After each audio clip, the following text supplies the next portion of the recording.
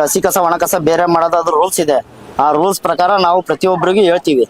ಆ ಹೇಳಕಾರ ಏನ್ ಮಾಡ್ತೀವಿ, ಈ ಅಮ್ಮಗ ಸ್ವಲ್ಪ ನಾವು ಬಾಯಿ ಜೋರ್ ಮಾಡ್ಕೊಂತಾನೆ ಹೇಳ್ತಿರ್ತೀವ್ರಿ, ಬೇರೆ ಮಾಡ್ಕೊಡ್ರಿ ಅಂತಂದು.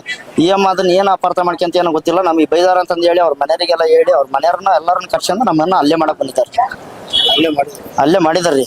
ನಮ್ಮನ್ನ ಯಾವ ರೀತಿ ಬೇಕು ಆ ರೀತಿ ನಮ್ಮನ್ನ ಅಲ್ಲೇ ಮಾಡಕ್ ಬಂದ್ರ. ನಾವು ಗಾಡಿಯಾಗ ಕುಂತಿದ್ದಕ್ಕೆ ನಮ್ಮನ್ನ ಏನೋ ಸುಮ್ ಬಿಟ್ಟಿದ್ದಾರೆ. ಗಾಡಿ ಬಿಟ್ಟು ಎಲ್ಲ ಕೆಳಗೆ ಇಳಿದ್ರೆ ನಮ್ಮನ್ನ ಆ ರೀತಿ ಏನ್ ಮಾಡ್ತಿದ್ರ ನಮಗೆ ಗೊತ್ತಿಲ್ಲ. ಆ ರೇಂಜಿಗೆ ಹೊಡ್ಯಾರು, ಕಣಗಡ್ಕ ಬಂದಿದ್ದಾರೆ ಹೊಡ್ಯಾಕೆ.